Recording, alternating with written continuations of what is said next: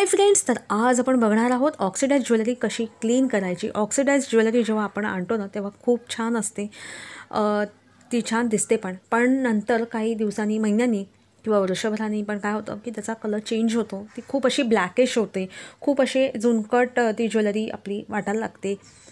Silver oxidise असेल किंवा gold oxidise वगैरे पण दोन्ही ते कलर चेंज होतो त्याचा, आणि मग आपल्याला ते अजिबात आवडत नाही आणि आपण ते यूज पण नाही करत ती ज्वेलरी, कारण की खूप ती खराब दिसते म्हणून। तर अशी तुमच्याकडे ज्वेलरी असेल जी ऑक्सिडाइज्ड आहे तर ती कशी क्लीन करायची ते आपण आजच्या व्हिडिओमध्ये बघूया। अगदी सोपे मेथड आहे क्लीन करायची। व्हिडिओ कंप्लीट लास्टपर्यंत बघा। चॅनलवर फर्स्ट टाईम आला असाल, सबस्क्राईब केलं नसेल सबस्क्राईब करा आणि सबस्क्राईबच्या बाजूला बेल आयकन आहे त्यावर सुद्धा क्लिक करा, म्हणजे मी जेव्हा कधी नवीन व्हिडिओ अपलोड करीन त्याच्या फर्स्ट नोटिफिकेशन्स तुम्हाला नेहमीच मिळतील। तर आपण व्हिडिओला स्टार्ट करूया। आता इथे हे इयरिंग्स मी क्लीन करून दाखवणार आहे तुम्हाला। आता हे इयरिंग्स जेव्हा मी आणले ना तेव्हा खूप छान होते, पण आफ्टर इयर ह्याचा कलर चेंज झालेला आहे। आता हे थोडे ब्लॅकिश व्हायला लागले। अजून थोडे दिवस मी असेच ठेवले ना तर अजून ते काळफट वगैरे होतील, पूर्ण कलरच त्याचा चेंज होईल। तर आज ह्याला क्लीन करते। तर सर्वात पहिले ना आपल्याला इयरिंगच्या बॅक साईडला जे असतं ना, रबर वगैरे असेल, जे काही असेल ते काढायचं आहे। इयरिंग्स तसेच क्लीन करायला घेऊ नका।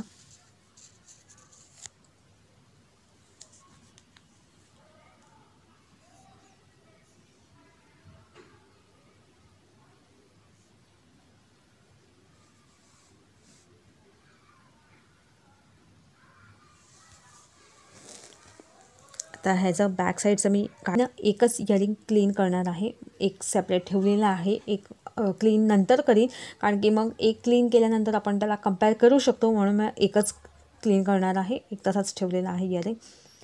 तर आपल्याला हे इयरिंग्स क्लीन करण्यासाठी फक्त आपल्याला केचप लागणार आहे, बस तेवढंच पाहिजे। केचप आपल्या सगळ्यांच्या घरी असतं, तर फक्त टोमॅटो केचप तुमच्या घरी असेल तर तुम्ही त्याच्याने हे इयरिंग्स क्लीन करू शकता।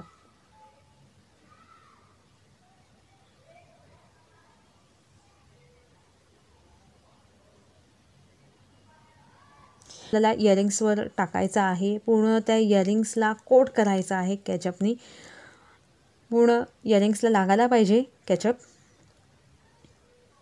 तुम्ही टूथपिकनी वगैरे किंवा इयरबडनी स्प्रेड करू शकतात हे केचप सगळ्या इयरिंग्सला।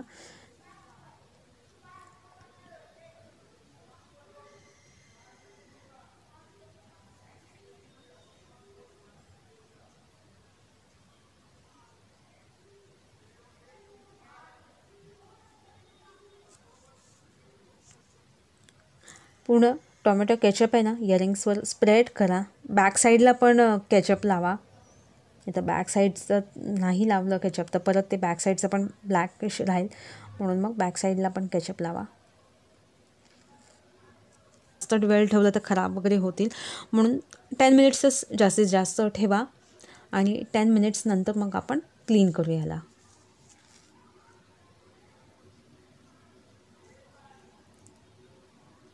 आता 10 मिनिट्स झालेले आहे। एखादा टूथब्रश घ्यायचा आणि हलक्या हाताने ह्याला थोडंसं घासून घ्यायचं।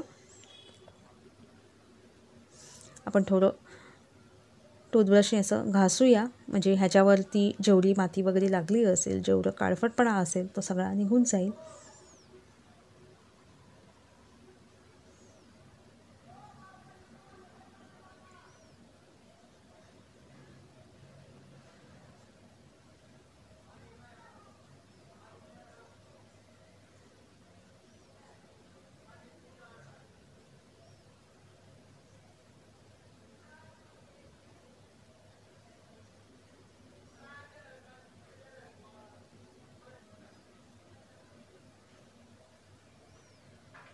आता हे इयरिंग चांगले घासून झालेले आहेत, चांगले क्लीन झालेले आहे। आता ह्याला मी पाण्याने वॉश करते।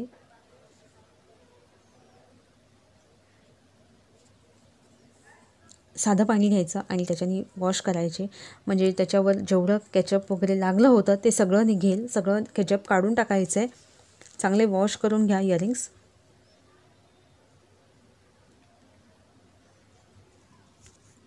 आणि आता आपले इयरिंग्स चांगले वॉश करून झालेले आहेत, तुम्ही बघू शकता इयरिंग्स खूप छान असे शाईन करत आहेत, मगासारखे नाही आहेत आता।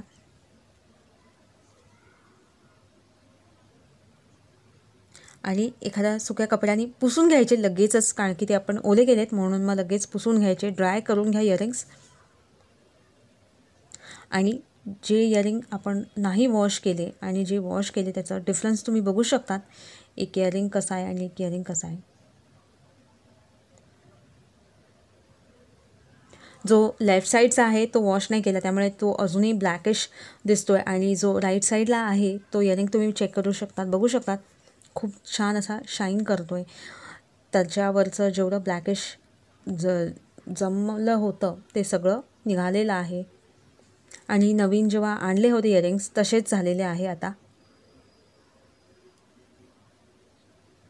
तुम्ही बॉटम पार्ट बघू शकतात की बॉटम पार्ट खूप ब्लॅकिश झालेला आहे. जो लेफ्ट साईडचा इयरिंग आहे ज्याला वॉश नाही केला त्याचा साईडचा बघू शकता खूप खराब आहे झालेला, आणि जो वॉश केला तो खूप छान झालेला आहे.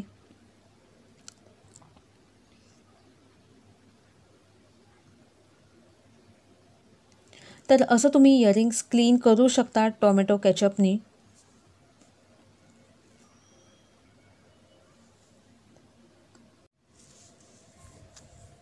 आता तुम्ही बघितलं की ऑक्सिडाइज ज्वेलरी आपण टोमॅटो केचपनी क्लीन करू शकतो, पण आर्टिफिशियल ज्वेलरी कोणती असेल जर तुमच्याकडे तर ती पण क्लीन होते का या केचपनी ते आपण बघूया. आता ही माझ्याकडे चेन आहे, ही गोल्ड चेन आहे, रिअल गोल्ड नाही, ही आर्टिफिशियल आहे गोल्ड. तर ही पण चेन बघा तुम्ही बघू शकता ब्लॅकिश झालेली आहे, आणि ही ठेवून ठेवून मग ती ब्लॅक अशी झालेली आहे. तर ही पण चेन अशी क्लीन होते का टोमॅटो केचपने ते आपण बघूया. तर ह्याला पण टोमॅटो केचप लावून ठेवते मी, 10 मिनटं ठेवते आणि 10 मिनटानंतर मग वॉश करते. आता 10 मिनटं झालेले आहेत आणि ह्याला चांगलं आपण ब्रशनी घासूया, बघूया ह्याच्यावरचं निघतं का.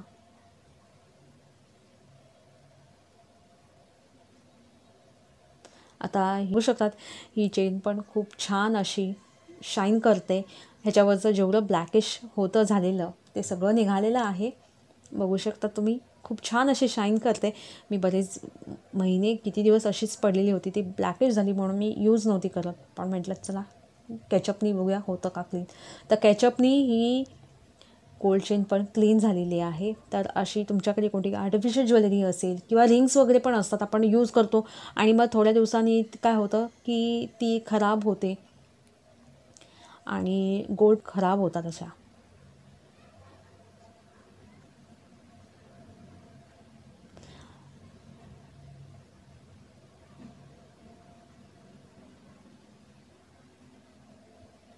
आता ही चेन बघू शकतात वॉश केल्यानंतर खूप छान अशी शाईन करते, चांगली पुसून घेतलेली आहे आणि बघू शकतात खूप छान शाईन करते. मगाशी खूप अशी ब्लॅकिश झालेली होती, तर आता पूर्ण चेंज झालेली आहे. तर ही चेन परत आपण यूज पण करू शकते मी आता. आणि अशीच तुमच्याकडे काही आर्टिफिशियल ज्वेलरी असेल गोल्ड प्लेटेडवाली वगैरे, तर ती पण तुम्ही असं केचपनी क्लीन करू शकते. फक्त 10 मिनिट्स तुम्ही केचप लावून ठेवा आणि मग असं ब्रशनी क्लीन करा. तर आजचा ज्वेलरी क्लिनिंगचा व्हिडिओ तुम्हाला कसा वाटला मला नक्की कमेंट बॉक्समध्ये सांगा. व्हिडिओ आवडला असेल तर लाईक करा, चॅनलला अजूनही सबस्क्राईब केलं नसेल तर प्लीज सबस्क्राईब करा, आणि हा व्हिडिओ खरंच आवडला असेल तर तुम्ही तुमच्या फ्रेंड्सबरोबर फॅमिलीबरोबर शेअर करायला विसरू नका. चल बाय.